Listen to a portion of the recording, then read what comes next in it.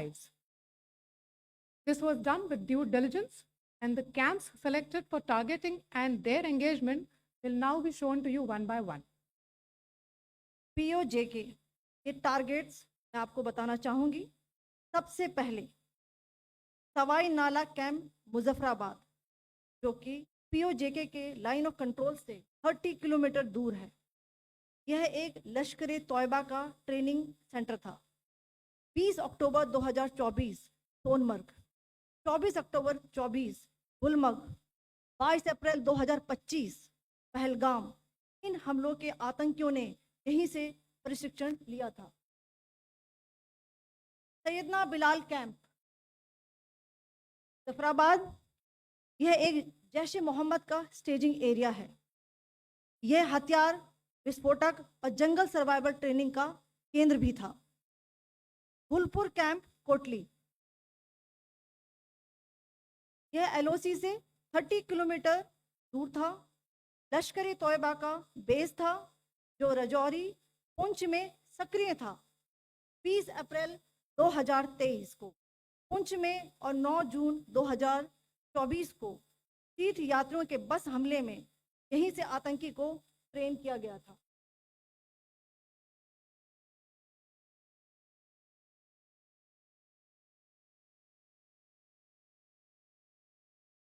Barnala camp Bhimber, ये LOC से 9 kilometre दूर है। यहाँ पर हथियार हैंडलिंग, IED व जंगल सर्वाइवल का प्रशिक्षण केंद्र था। अब्बास कैंप कोटली,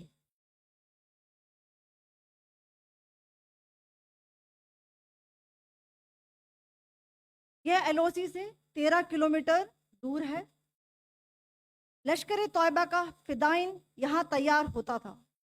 इसकी कैपेसिटी 15 टेररिस्ट को ट्रेन करने की थी।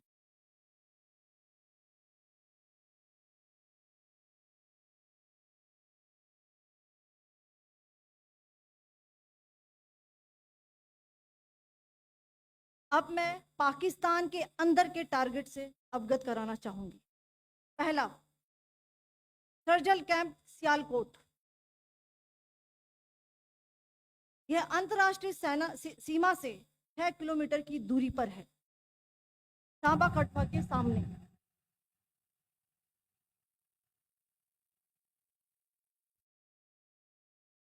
मार्च 2025 में जम्मू एंड कश्मीर पुलिस के 4 जवानों को जो हत्या की गई थी, उन आतंकवादियों को इसी जगह पर ट्रेन किया गया था। दूसरा, महमूना जाया कैंप सियालकोट, यह 18 से 12 किलोमीटर IB से दूर था। हिजबुल मुजाहिदीन का बहुत बड़ा कैंप था। ये कठुआ जम्मू क्षेत्र में आतंक फैलाने का नियंत्रण केंद्र था। पठानकोट एयरफोर्स बेस पर किया गया हमला भी इसी कैंप से प्लान और डायरेक्ट किया गया था। मरकज ताइबा मुरीद के, यह IB से 18 से 25 किलोमीटर दूरी पर है। 2008 के मुंबई हमले के आतंकी भी यहीं से प्रशिक्षित हुए थे। अजमल कसब और डेविड हेडली भी यहाँ ट्रेन हुए थे।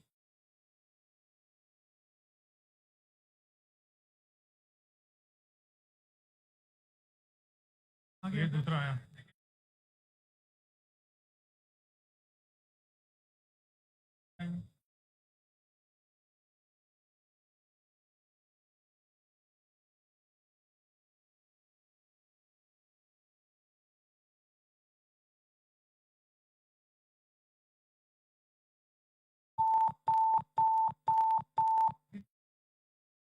Enclosure same ही है, just hit the target.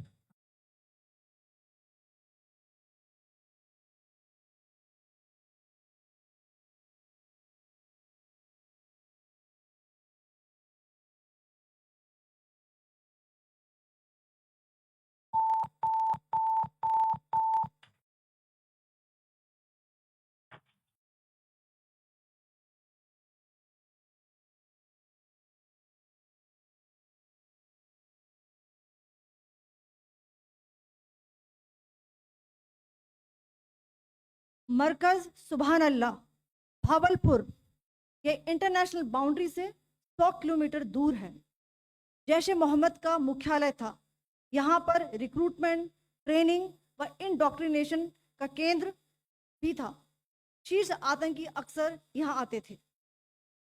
मैं आप सबको बताना चाहती हूँ कि किसी भी सैन्य ठिकाने का निशाना नहीं बनाया गया और अभी तक किसी तरह की नागरिक क्षति की रिपोर्ट नहीं है। धन्यवाद। जय Hind. The strike on the terror camps were undertaken through precision capability, as shown to you. A niche technology weapons with careful selection of warheads was ensured so that there will be no collateral damage. The point of impact in each of the target was a specific building or a group of buildings. All the targets were neutralized with clinical efficiency, and the results reiterate the professionalism of the Indian Armed Forces in the planning and execution of their operations. No military establishments were targeted. India has demonstrated considerable restraint in its response.